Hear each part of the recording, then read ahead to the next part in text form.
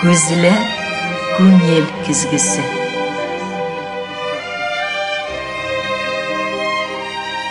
Көзілер fikir yüzağına söz aşkışı. Canlı söylem, ihlas aralaşıp, көзге көз қарашып тапшыруында. 79-нчы еллар. Уфага китәргә чыкканбыз. Укып йөргән вакытлар, студент чаклар. Кул күтәреп утырган машинаның ишендә ис китәрлек матур җыр яңгырый. Радио алгыч аша ишетәбез. Мандалина, мандалина, яшьлекне чакыр. Без йөргән юлларны урап, бәлки ул кайтыр. Аннан ары күп сәфәрләр кылганбыз, һәр вакыт шушы җыр ишетелә торган иде. Һәм ул заманында бик популяр булып китте. Алай гына да түгел әле бу яңа сулыш, яңа тавыш. Һәр кайда, һәр тарафта, радио алгычта, зәңгәр экраннарда, машинада гына түгел, хәтта КАМАЗ машиналарында аның афишалары эленеп торып, үзенә җәлеп итә торган иде. Инде көттермик, үзен сезгә тәкъдим итик, хөрмәтле туганнар. Ул бүген безнең студиябыз кунагы, Башкортстанның халык артисты, Татарстанның, Рәсәйнең атказанган артисты, Салават Юлаев дәүләт премиясе лауреаты, бик күп матур җырларга жан иргән, халкыбызның яраткан кызы Назифә Кадырова. Күзгә күз карашып тапшыруның чираттагы чыгарылышын тыңлыйсыз. Мин аның авторы Зифа Нагаева сезгә кайнар сәлам юллыймын. Хәерле сәгатьтә, Назифә. Хәерле көн, Зифа кай. Кәефләр ничек кенә? Аллага шөкер. Шул кадәрле теләп алдык. Менә чынлап да минем белән бергә шурдашларыбыз, замандашларыбыз шул елларны сагына торгандыр. Чөнки якынга күнегәсең, ерак сагындыра. Якын дигәндә син әле дә безгә иҗатың белән якын. Халык белән гел янәшәсең. Ә ераграк дигәндә ул минем генә, синең генә яшьлек түгел, ул синең туган яклар. Гел сагындырып тора торган, гел күңелне җырлатып тора торган яклар. Әйдә, ул якларына бер кайтып килик тә, һәм инде бик күп кенә сорауларга җавап та алыйк. Төрле милләт телләрендә җырлый Назифә диләр. Ләкин кайбер вакыт уйланып та китәбез. Үзе кемсең ул, башкорт милләтеннәнме, татар милләтеннәнме?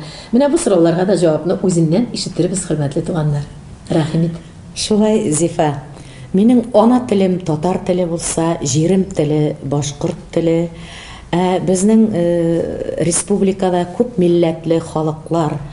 Шуңа күрә алар мине башта ишетеп, минең башкортча җырлаганыма ишетеп, алар минең концертларга килә башладылар. Мин аларны хөрмәт итеп, мин аларга хәзер рус телендә дә рәхәтләнеп җырлыйм. Шулай, учалы ягына кайтканда, ул минең илһам шишмәм. Ул миңа баш биргән, миңа иҗатыма канат куйган. Ничек кенә миңа авыр булган вакытларда мин югырып кайтып китәм. Хәзер Аллага шөкер 4 сәгатьтә таксилар алып кайтып җиткерә. Элек 15 сәгать поездга утырып, анда әле керәләсеңме, керәлмисеңме, бик авыр йөрелә торганы. Хәзер Аллага шөкер 4 сәгатьтә кайтып җитәбез. Җиләкле җәй көннәре, шул тиклем табигатьнең матур вакытлары минең өчен иң теге бал корты кебек, мин бал кортлары бал җыйган кебек, мин үземә илһамны менә шуннан җыям инде. Туганнарым белән, дусларым белән аралашу миңа зур иҗади этәргеч бирә. Шул заманнардан, яшьлектән дип әйтергә кирәк, инде мәктәпне тәмамлагач та ниндидер карар кылынган, җырчы булу хыялы. Бу барыбер да күпләр бирә торган сорау, ләкин моңа тукталмый булмый. Кемдер бит һөнәрне шул мәктәп елларына үз итеп сайлап алып китә. Ничегрәк булды бу хыялларны тормышка ашу? Мин беренче сәхнәгә мин кызыл галстук дигән элек бит инде пионерга керә торган идек. Шушы шигырь белән чыктым. Алак инде әним минең даярка булып эшләде. Анда инде апайлар безнең шул тиклем матур җырлый торганнар иде. Шуларның җырларын отып алып, инде үзем җырлап йөрим инде. Ул вакытта әле иң популяр җыр «Күл буена килсәң иде, уйларымны белсәң иде». Шушы җыр иде бит инде. Шушы җырларны инде җырлап йөрим өйдә инде. Шуннан мәктәптә ишетеп калып инде, Назифә, нигә җырламыйсың? Әйдә чыг әле сәхнәгә җырларга дип инде.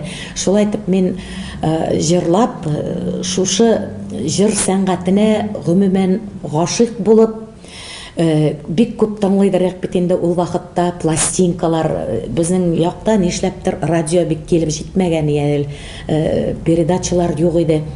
Пластинкалар күп тыңлыйдыр, Фәрида апа Кудашева, Әлфия Авзаловалар бит инде, Илһам абыйлар, Хисматуллиннар.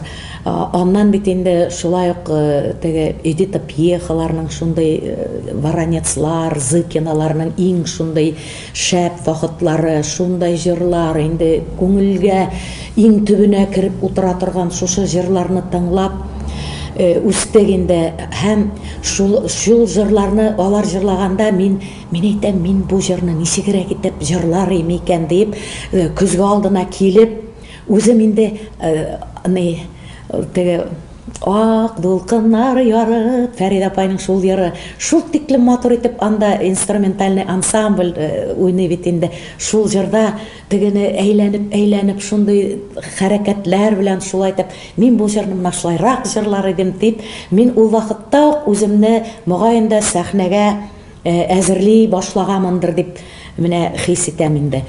Әлбиттә, безнең бик музыка дәресләре матур үтә торганы, бик талантлы безнең Сәлия Фазылова кайтты инде, училище бетереп, нидән Уфадан кайтты, килде безгә, эшкә килде.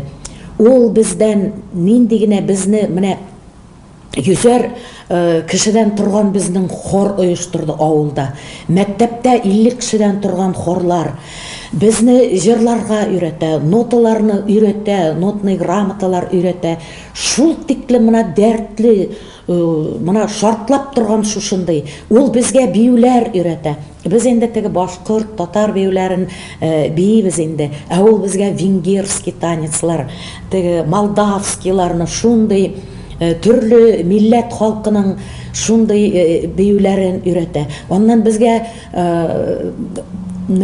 русча җырлар өйрәтәдер. Шуңа күрә миңа ничектер русча җырлауы бик теге кыен булмады дип әйтсәм дә була. Чөнки мәктәптә рус җырларын да шулай башкара торган идек инде. Менә шушы хыяллардан, мөгаен дә балалык хыяллары бит инде ул балалыктан башлана, бит үзеңә профессияңа ниндидер нәрсә, нинди профессия сойларга икәне мәктәп елларында ук башлана дип уйлыйм. Һәм безнең күп кенә кызлар инде артистка булырга дигән, ул заманнарда бит инде малайлар космонавтлар булырга, летчиклар булырга, военныйлар, хәрбиләр булырга дип бит инде шундый карарга килә торган идек инде. Әйе, минем балалык хыялларым тормышка ашты дисәм дә, теге иманым камил. Бигрәк матур фикерләр яңгырады. Һәм шушы еллардан тормышка ашкан, шушы холык фигыль белән этәргеч булган җырлар, ул инде иң беренчеләре хәтердәдер, ансыз булмый. Иң беренче минем хәтеремдә син ак җилкән дигән бик матур җыр белән. Моның ниндидер тарихи килеп кереше бармы синең язмышыңа? Ничектер ул сиңа этәргеч булдымы? Әйе, ул ак җилкән, ул минең тормышым, минең ижадыма канат булып килеп керде ул дип әйтәсем килә. Чөнки безне инде бик күп бер төркем яшьләрне филармонияга җыйдылар безнең. Анда нигә Мәскәүгә эстрада курсларына җибәрергә тиешләр иде. Ничектер ул килеп чыкмады һәм безне стажерлар иттереп бригадалар белән кушып чыгарып җибәрделәр. Әлбиттә, Мәскәүгә эләксәм, ул бәлкем ул икенче тарих булган булыр иде дип тә уйлап куям хәзер. Мин әйтәм, әлдә җибәрмәгәннәр, әлдә үзебездә Башкортстанда калганмын. Һәм безне ул вакытта яшьләр бригадасы Ирәндек исемле инструменталь ансамбльгә кушып безне гастрольләргә җибәрделәр. Шунда инде безнең тормыш, ижади тормыш башланып китте, инде кайнады. Ул инде ул уку, өйрәнү, мин әле дә өйрәнәм. Мин әле дә теге тик ятмыйм дигән кебек нәрсәдер үземә ниндидер фәһем алам, Һаман да мин өйрәнү өстендә, мин һаман да уку өстендә дисәм дә ялгыш булмас. Шунда безнең музыкаль руководитель ул вакытта Айрат Каримов булды. Бик шәп музыкант, шундый грамотный, бик күп спектакльләргә ул җыр язган. Безнең Таһир абый бит инде ул Каримов абыйның ул улы иде. Ул бик грамотный, бик шул тиклем ансамбль белән шундый матур идара итүче, аранжировкаларны бик матур итеп эшлидер иде, шундый матур итеп. Кайберләре теге джазовый да современный, шул тиклем шундый нечкәлекләрен тоемлап шулай итеп. Ул инде үзенең ул җырларда яза иде инде. Аның бик матур җырлары, популяр җырлары бар бит инде. Менә шунда ул миңа "Мин ак җилкән" дигән җыр язып бирде ул. Мин шуны инде беренче язмам булып ул минең радиода яңгырады. Һәм ул минең өчен канат булды, минең җилкәнем булды. Шул кадәрле матур гомер юлы, тылсымлы, җырлы, моңлы. Мин элеккегә караганда да синдә күбрәк дәрт тоям. Элеккегә караганда да синдә күбрәк көч тоям. Элекке тамашачыларда, телевизор караучыларыбыз да шулай дип баш кагып утыра торгандыр. Шулай тоемлыйм. Еллар үтү белән бу тәҗрибә белән киләме? Авырлыклар үтеп, теге ныгышмалы хезмәт белән үрләгәнсең биеклекләргә. Яуланган бүген әйткән титуллар да берсе дә тик торган җирдән генә табадан гына килеп төшмәгәннәр бит инде. Барыбер да ул табигать биргән сәләт бер, аны үстерү икенче төрле. Бүген син сәхнәләргә чыгасың, синдә шундый көчле дәрт элеккегә караганда, синең халыкка якынаю, үзеңнең ысуллары, алымнары бар. Менә шул нидән? Чынлап та ул тормыш тәҗрибәсе белән киләме, Нәзифә? Холык-фигыль шулай ук калгандыр бит инде. Ничек җавап бирерсең икән буларга? Тормыш тәҗрибәсе дә, сәхнә тәҗрибәсе дә. Ondan baya әйтүемчә бит инде ул һаман да ул эш, үз өстеңдә эшләү, үзеңне ниндидер яңалыклар белән тәэмин итү дә бардыр. Ondan минең табигатым да шундый дип әйтер идем мин. Мин сәхнәдә бер төрле кеше, тормышта бөтенләй икенче кешемен. Кешеләр кайчак аптырап та куялар. Сиңа сәхнәдән караганда синең яныңа без килергә куркып торабыз диләр. Менә тормышта мин бөтенләй шундый ябай, ничектер кыюсызлык та бар миндә. Шундый гадилек та бар. Шуңа күрә мин сәхнәдә икенче төрле кешемен. Шын әллә минең шын тормышым сәхнә микән дип та куям. Шын тормышымда та сәхнә. Оннан ул бит инде бик күп үз-үзеңдә эшләү. Ул бөтә менә мин педагогка йөрдем, Рәйсә Рахимовна, ул миңа тавышымны куярга, сулышымны куярга, диапазон өстендә ничек эшләргә. Аннан менә тавышны ничек итеп үстерү яһәтеннән нинди күнекмәләр мәсьәләсендә ул миңа зур тәҗрибә бирде. Аннан әлбиттә мин үземнең менә шушы башлаган вакыттагы үземнең режиссерларымны да әйтеп китерим. Мин килгәндә филармониягә безнең Хөсәен Ахметов, безнең музыкаль художество җитәкчебез ине. Аннан режиссерыбыз безнең Зөфәр Шамил Зуфарович Кульбарисов иде.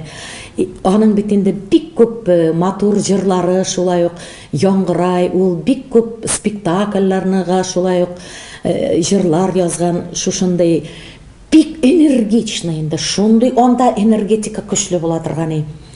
Нәзифә, син сәхнәгә чыгасың, син янып торырга тиешсең. Мин менә шуны әйтеп китәсем килә. Башта бит инде ничектер сәхнәгә чыгасың да теге движениеларны ничектер уңайсызланасың бит инде. Ничектер сиңа карап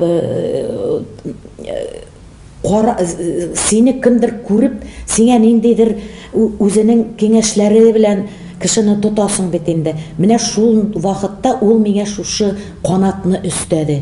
Нәзифә, сиңа килешә, син менә бөтен движениең синең органично, бөтә синең үзеңнең хәрәкәтләрең үзеңә килешеп тора, син оялма.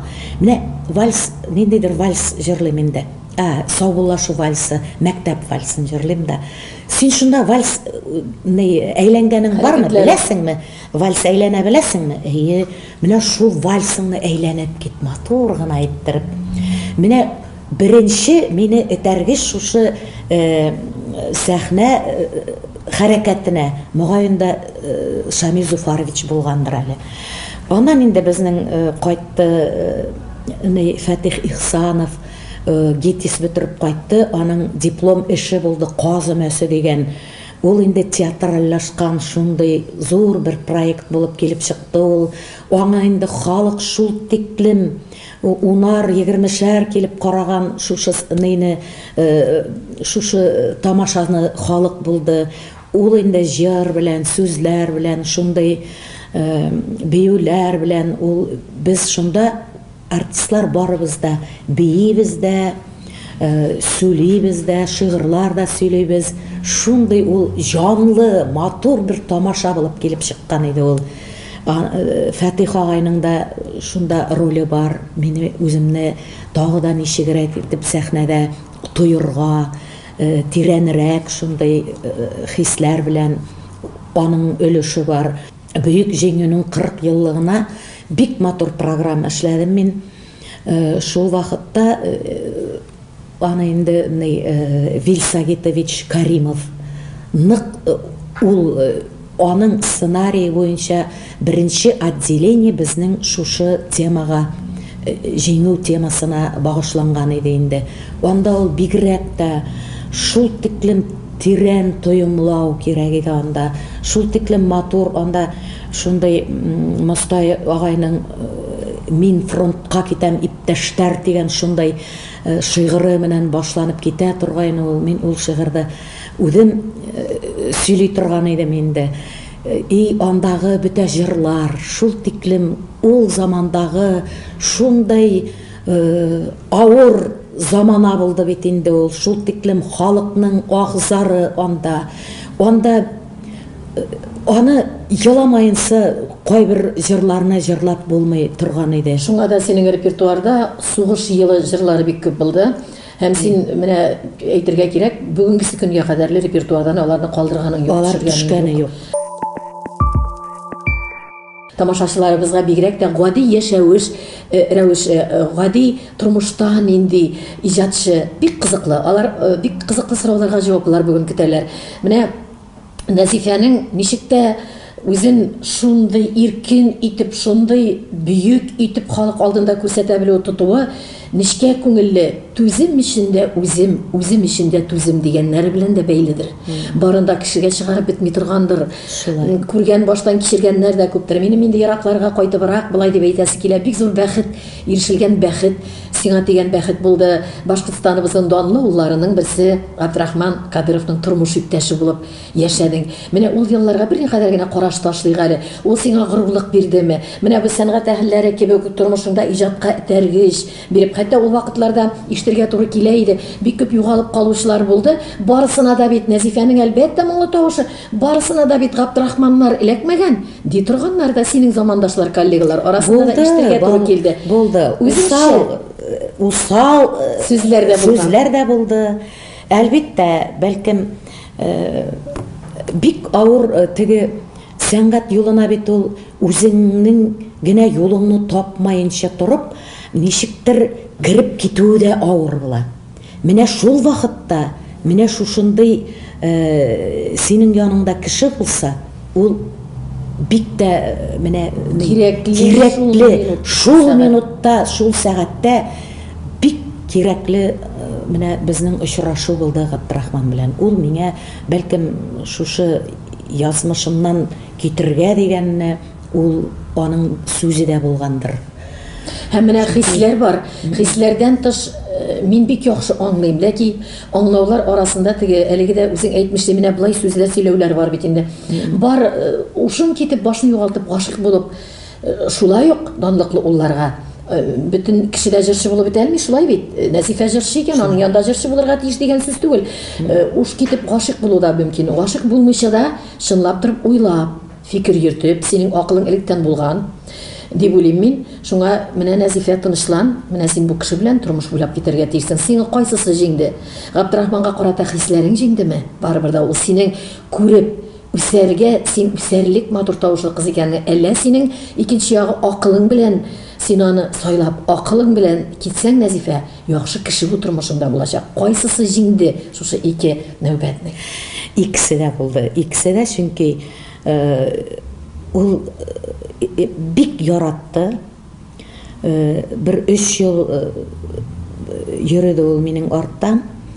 Һәм үзенә гашык иттерде мине дә. Мин дә аны бик яратып, без өйләнештек. Бик матур гомер кичердек, Аллага шөкер. Һәм ул минең беренче репертуарымны, җырларымны тыңлаучы да булды. Монсы килешмирәк, монсын җырламасаң да була, или моны мондыйракларын, менә монау җырың бигрәк килешә. Ул инде яратадыр, шул тиклем мин Рөстәм Яхинның «Оныта алмыйм» дигән җырын мин аны ишеттем. Ул җырны Фирдаус Нафикова, безнең ардаклы балеринабыз бар иде. Ул инде шул тиклем матур, шундый нечкә тойгылы бик кеше иде ул. Шул җырны мин аннан ишеттем дә, мин аны үземә әйтәм, бу бит минең җыр. Ул миңа шул тиклем ошады шушы җыр. Һәм шушы җырны Габдрахманда, Нәзифә, бигрәк матур җыр. Җырлай. Ул мине менә кайда гына барсак та шул җырны минем сорап җырлата торган иде. Шул җыр ошада. Аннан ул шул тиклем менә шәһәрдә үскән кеше бит инде ул Габдрахман. Ул шул тиклем яратты сәнгать кешеләрен. Сәнгатькә ынтылды, телгә ынтылды. Үзенең менә кеше олыгая килә, шулай үз ярларына кайта, үз культурасына, кыйммәтләренә кайта. Менә шулай итеп ул безне шул да нык берләштерде. Менә шушы сәнгатькә булган, җырга булган мөхәббәт үзебезнең тарихыбызга. Ничә ел булып китте бергә яшәүләргә ул вакытта? Ул вакыт без 16 ел гына яшәп калдык без. Әле хәзер инде аның юклыгына уже 24 ел булды, 25-нче. Ис китәрлек, бигрәк иртә, ерак кебек инде, карасаң янда гына. Карасаң янда гына. Аннары инде ул вафатыннан соң да бит әлеге дә шул ашы теллеләр дә булды. Синең яклап, синең күңелеңнең сагында булганнар да булды. Якыннан төрле кеше күзендәге кеше бит җырчы. Кайна белән яшәдең? Байтак еллар үтте бит, шулай бит. Озак кына гомер яшәде бит әле ул. Кайнам белән без 32 ел яшәдек, Габдрахманнан соң 16 ел яшәдек бергә. Төрле ниләр булды инде, ние яшисең, ние түзәсең һаман дигән кешеләр дә булды. Шулай да ул Габдрахманның миңа теге әйтеп калдырган васыяты кебек булып миңа ул булды, чөнки ул аны бер үзе генә үстерде, бик авыр заманаларда үстерде ул аны. Ул аңа мотоциклында алып бирде, аның шушы юл белән китүенә дә шыныккан тәрбиян инде биргән бит. Тәрбия бирде, нык инде ул аны әнисен нык яратты, әнисен нык яратты, горурланды аның белән. Мин аның сүзеннән китәлмәдем, чөнки 80 яшь булып бара бит инде, ничек инде мин аны ташлап китәргә тиеш. Шуңа күрә мин хәлемнән килгәнчә аны курсаларга, карарга тырыштым һәм аннан фатихасын алып калдым, Аллага шөкер. Матур итеп бакылыкка күчкәндә, матур итеп тәрбияләп, үзе дә әйтте инде, балам, синең аркаңда гына мин шул тиклем яшькә хәтлек киттем диде. 94-кә җитте, Аллага шөкер. Иншалла, шундый матур гомер үтеп киткән. Аннары Нәзифә, уртак җимешегез булды бит инде, Гүзәл. Гүзәлем. Гүзәлнең Менә җырчылар белән сөйләшкәндә, бигрәк тә еллар үтә уйлана башлаганда, иң беренче, шул җырга мөкиббән китеп яшәгән елларда баланы яратып, сөеп, үстереп калып булмады. Менә бер үкенеч тә юк, шунысы гына калды дигәннәр бар. Шулай. Синең инде зур кайгыларда күргәч, авырткан төш, бик авырттырып сорысы да килми. Ләкин бала калдырып китүләр, гастрольләр, еракларга китә идегез бит инде, айлап китә торган шаклар бит ул вакытларда шулай. Айлап, 3 айлап йөргән вакытлар булды. Бик авыр булгандыр. Авыр, әлбиттә, баланы калдырып китүе, эшең шул булгач, дип теге кем әйтмешли, гариза ярып язып кергәч, коллектив җилкәдә аларны ашатырга, туйдырырга кирәк.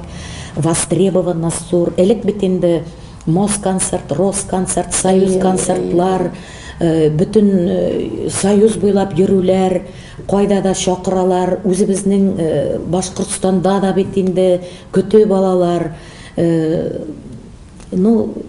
эш бит инде, эш булгач шулай булды. Әлбиттә, шул бер үкенеч, шушы балакаемны үзем теге тәрбияләп, карап үстерәлмәдем дигән кебек, инәй карамаганда булды бит инде. Без Габдрахман инәй дигәч, мин дә аны инәй дип йөрттем. Менә шулай итеп, бәлкем тәрбиядә бәлкем аның теге способностьларында ачып бетәлмәгәнмендер. Менә әле балакайларымны алар инде әлбиттә Андрей белән бик матур яшәделәр, матур дөнья көттеләр. Ул шул тиклем тәмле итеп ризыклары аның телне йотарлык иде инде. Үзенең миссиясын һәрбер хатын кыз бит инде бу дөньяга килгәч балалар калдырырга тиеш. Шушы миссиясын бик матур итеп үтәде дип әйтсәм дә була. Бик матур балалар калдырды миңа. Улым инде хаста Габдрахманга охшаган. Шул тиклем бүтін теге йөрүләре, спортка китүләре, характерларының ниндидер моментлары шул тиклем Габдрахманны хәтерләтә. Внучкам инде, ансы инде безнең як Амировский порода. Ул инде шул тиклем әле музыкальный колледжда укый, фортепиано бүлегендә. Хәзер инде менә үзе минең 5 сольный концертымда уйнады. Үзе нейләр фортепианода уйный, үзе безнең башкорт композиторларын, төрле композитор әсәрләрен уйный инде. Һәм бик тә сәхнәгә чыгарга ярата, бик инде канда бар. Шулай бик сабыр, бик түзем инде ул, сәләтле бала инде. Менә бу сорауларга инде алда тукталырмын дигән идем, бигрәк күңелем тулы булып ул сорауны бирәсем килгән иде, чөнки кеше үз баласында шул кадәр якын итеп карарга бәлки вакыт тапмый. Менә синең инде эшең, хезмәтең нәтиҗәсендә әлеге көндә инде бик якын булмаганнар да, хәтта тамашачылар, телевизор караучылар да күбесе белә, шул кадәр матур иттереп кызыңның балаларын тәрбиялисез, үстерәсез. Нәзифә, менә инде шул тормышта үзең генә белгән сызланулар, авыртынулар, әрнүләр белән бергә, димәк, шатлыкларың менә бу балалар белән дә арта тора. Шатлыкларың шул һаман үзең өстендә эшлим, яңадан яңа алымнар һаман алып чыгасың сәхнәгә син. Менә бу романсларың белән бер туктаусыз элеккедән килгән матурлыкларга, яңа җырлар белән, эстрада җырларың белән киләсең. Һәм бу җырларыңда халык сине аерым гына кабул итә алмый, чөнки синең янда һәр вакытта көчле, ныклы терәк булып торган баянчың бар. Ул Гали Алтынбаев бит. Аның турында әйтмәй мөмкин түгел. Менә синең тормышыңда, иҗат гомереңдә ул нинди роль уйный? Гомумән җырчылар өчен янында музыкант булуы зур бәхет, зур мәртәбә һәм гомерләренең иҗат юлының, сәхнә юлының озынаюы янында торган музыканттан дип мин әйтәсем килә.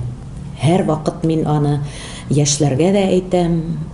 Без инде гомер буе беләбез бит инде Фәрида апа белән Бәхтия апа бит инде, Мәгъфирә апа белән Наил Галиев. Алар гомер буе парлы шундый матур иҗатташ дуслар, сәхнә кешеләр. Парлап иҗат итү дип атала. Сәхнәдә яшәп иҗат итү. Иҗат итүчеләр булды һәм аларның иҗады юллары озын булды. Мин инде үзем дә шулай дип әйтер идем. Галинең булуы минең икенче сулыш минең өчен дип әйтер идем. Без аның белән бик төрле, ул минең музыкаль җитәкчем. Мин инде теге шушы конкурс вакытында жыр с песней по жизни дигән конкурс буенча мин анда әйткән идем инде, мин үземнең музыкаль руководителем булсын иде дип теләгән идем. Менә ничә еллардан соң шушы кабул булды. Без инде Гали белән 20 ел иҗатташ дусларбыз. Иҗат белән бергә барабыз. Юлларыбыз бергә. Һәм аның булуы минең иҗадыма икенче төрле сулыш бирде. Һәм минең сәхнә гомремне, иҗат юлымны озынайтты. Әйе, иманым камил. Әлбиттә, эшләүе җиңел түгел. Ул бик музыкаль кеше, бик таләпчән, бик таләпчән. Анда бер нинди халтура да аның мимо не пройдет. Син мана бу җиреңне шул тиклем итеп алып бетеп куймадың дип, ул минең колак итемне гел шүкеп ала инде. Әйе, ну шулай булырга да тиеш ул. Иҗади бәхәсләр безнең кыскырышып та китәбез кай вакытта инде.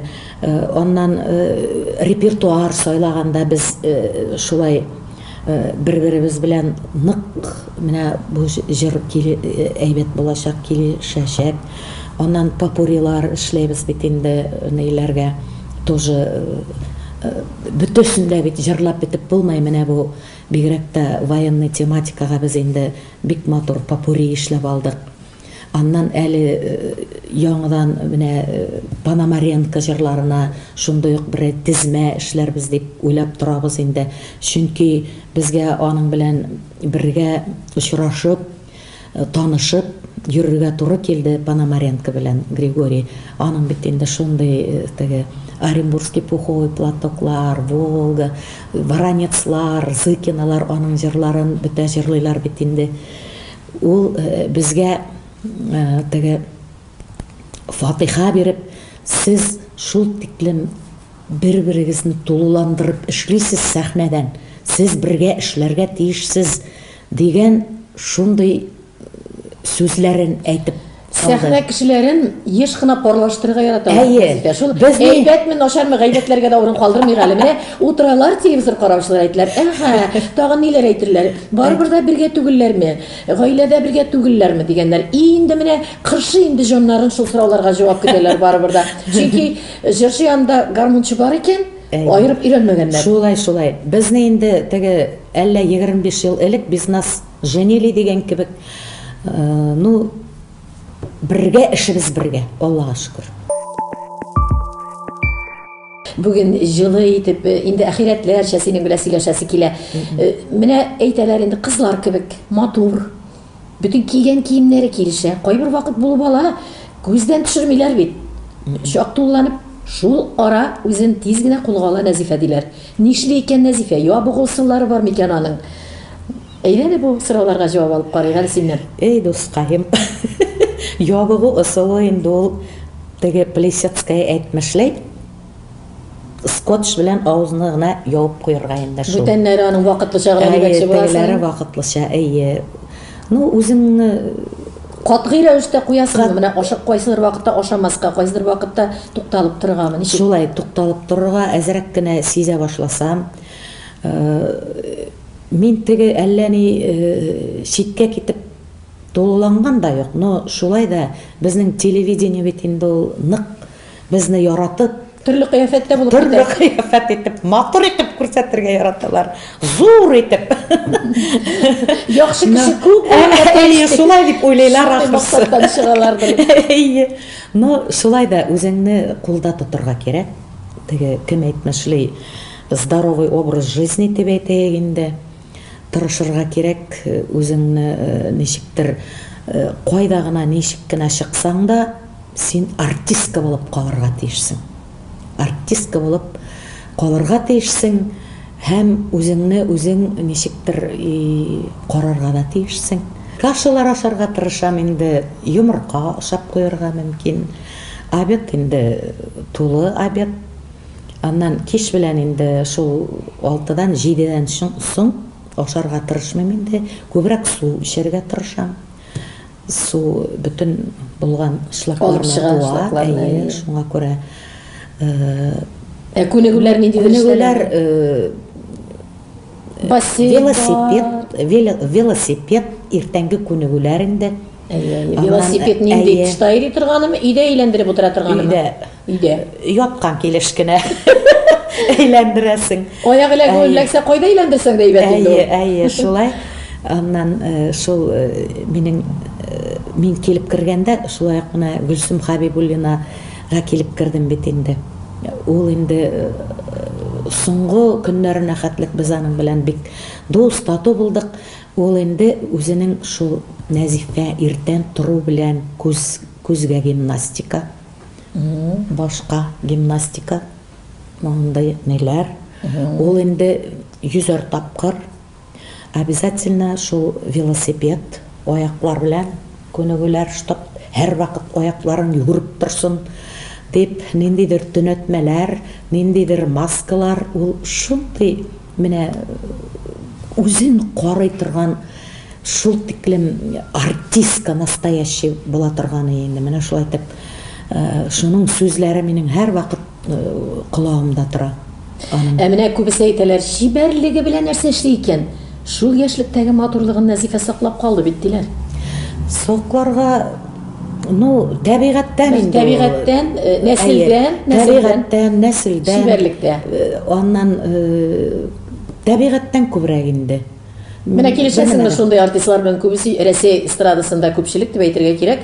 Елына хәтта берәр тапкыр, ел сайында дип әйтерлек мөрәҗәгать итәләр, ниндидер пластик операцияларга, иләргә андыйлар белән килешмисезме? Тарттыралар, кайдадыр күтәртәләр, нәрсәләр эшләтәләр. Ул бит инде ул искусственно бөтен нәмә. Мин инде менә белеп торыгыз, димәк, барда үзенчә Нәзифәнең үзенеке.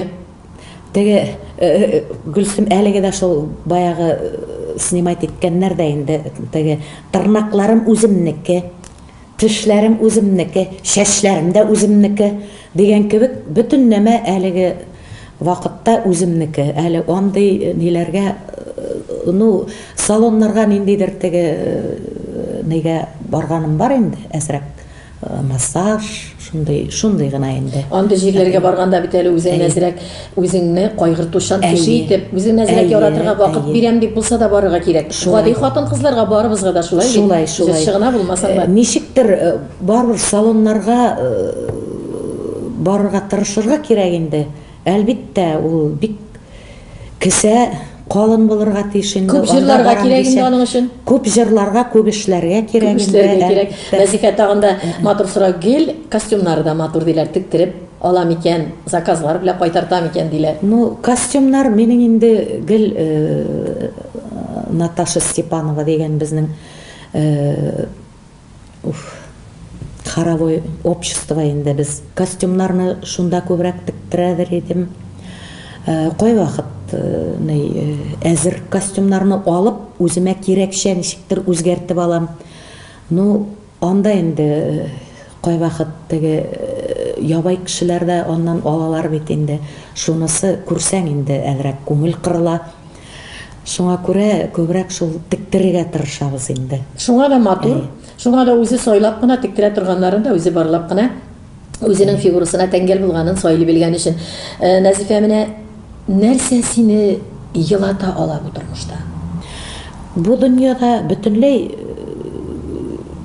көчле булмасаң, басылып каласың, или икенче юлга кирип китергә мөмкин. Шул тиклем көчле булырга кирәк бу дөньяда. Чөнки мин менә бик күп авырлыклар күрдем. Шулай да тормыш сынауларын мин үтә алдым дип әйтсәм дә ялгыш булмас. Шайтан колагы ишетмәсен. Ходаем, киләчәгебез матур булсын, тагы да яхшырак булсын. Мин бик елак бул, бик елап барам. Димәк, үзең өчен генә көчсез шаклар бар. Сиздереп ала торган. Әйе. Кино караганда да магу еларга. Оннан кеше шул тиклем, кайбер кеше шундый менә обидный сүзләр әйтергә мөмкин. Мин шунда җавап бирелмәенчә магу шунда елап калырга магу. Менә шундый кайбер кеше авыр сүз әйтсә дә мин дөрес булмаган кайбер гайбәтләр шул тиклем авыр менә шуннан мин әрнеп җыларга магу. Нәзифә, телевизор караучыларыбызның сораулары да бар сиңа. Нәзифә Кадырова нинди ризыклар пешерергә ярата икән? Мин инде үзем шулпалар бик яратам. Шундай теге прозрачный гына бульон булса инде, токмаш, минең инде улым токмаш ярата. Аннан соңгы араларда бик каты пирогилар пешерә башладым. Менә шуны ничек тыелырга инде ул пирогилардан хәзер бәрәңге кайнам минең бик бәлеш пешерә торганы зур ит бәлеше. Ә мин пирогын пешерәм инде шуның. Һәм әлбиттә алма пироглары минең внучкам бик ярата шуларны. Пирогилар үзебезчә генә безнең ахунда гына ләвеш дигән әйбер пешерәләр. Ул шундый пирог була инде, гел аның эше көртмәле, брусника. Нәзифә, тагын да бер шалтыратуны кабул итик әле. Мотогонщик хатыны буларак, Нәзифә Кадырова рульдә йөри микән үзе? Мин бер генә мотоциклга утырып карадым да, курыктым, миңа ул ошамады. Шуннан үзем рульга юк инде менә ниндидер барьер. Шул барьерны чыга алмыйм, утыра алмыйм рульга. Кемдер студиябызга тагын яна шалтырата. Тыңлап үтик әле. Нәзифәнең җырларын бик яратабыз. Туган якларына кайтканда кемнәр көтеп тора икән? Дуслар күп булмый бит инде ул. Менә шулар әз генә калдылар алар. Аларны бик тә яратам, хөрмәт итәм. Алар да мине авыр вакытларымда һәр вакыт мине күтәреп тордылар. Миңа ярдәм сүзләре белән һәр вакыт шылтыратып хәлемне белешеп тордылар. Андыйларга мин бик тә зур рәхмәтлемен. Тапшыруның вакыты шул кадәрлек тиз ара, шул кадәрлек җылы ара үтеп бара сөйләшү әңгәмә кырганда. Җил тизлегендә, яшен тизлегендә үтеп бара, кызганычка каршы секунд, минутлар. Нәзифә, әле сөйләшүләр барышында гына аңлаштык, яңа бригадалар тизеп торасыз, матур эшләр өстендә кайнау әле алда тора, бик күп планнарың, максатларың алда. Әле сиңа карап, өлкән әю ягына китеп бара торган җырчылар рәтендә дә әле басып кына да торга түгелдер дигән уйларда утырамын. Балкып, әле бүген студиябызны ямьләп кунакка килдең һәм әйтәсе килә тамашачыларыңа, яраткан тыңлаучыларыңа, туган телне сөеп, якын итеп караучыларга әйтеп калдырыр матур теләкләреңне яңгыратыйк. Мин инде туган тел каналына бик рәхмәтлемен, чөнки алар минең кайбер концертларны бик еш кына күрсәтеп торалар. Безнең инде менә бу бәләкәй залда үткән орган залында үткән концертларымны һәр вакыт күрсәтеп торалар. Төрле чараларына чакырып торалар. Мин бик зур рәхмәтлемен. 1000 яшәгез, шулай матур булыгыз. Менә шушындый алып баручыларыгыз әле һәр вакыт янып торсыннар, иҗат кешеләре белән таныштырып торсыннар. Бик зур рәхмәтлемен сезгә. Туган телне тыңлаучыларга инде мин иң ныклы сәламәтлек, көчле булыгыз, матур булыгыз, туганнарыгыз белән бердәм, матур. Бу 3 көнлек дөньяда тату, матур гомер кичерергә насип булсын барыгызга да. Үзе бөек, үзе гади авыл кызы белән туган якларыннан алып матур сәфәрдә булдым. Хөрмәтле телевизор караучылар, беләсезме, бер әдип әйтмешле, ерак сәфәрләрдә якын кеше, дус кешең белән булсаң, шундый рәхәт атлыгу һәм рәхәт кенә ару була, һәм шуннан шул ук дустың белән чирәмгә ятып, зәңгәр күккә багып тын каласы килә диләр. Минем әлеге минутларда шундый кичерешләр халәтендә каласым килә синең белән, Нәзифә, һәм сиңа яңалардан яңа иҗат уңышлары телисе килә. Тормыш бит үзе дә сәхнә кебек бер ябыла, бер ачыла, ага да бар, карасы да бар. Сәхнә артларындагы тормышларыңны кешелеккә чыгармыйча, күңелеңдә серләр итеп саклап калып та, янып балкып йолдыз булып, безнең өчен озак яшәргә насыйп булсын. Сайра, халык күңелләрен әлегедәй сайрат. Безнең өчен якын булган Нәзифә. Күзгә күз карашып, тапшыруның чираттагы кунагы Нәзифә Кадырова белән һәм сезнең белән алдагы күрешүләргә кадәрле мин, тапшыруның авторы Зифа Нагаева, саубуллашам. Җырлардан аерылмый, җырлар кебек матур, тормышлы, язмышлы булып туганнар.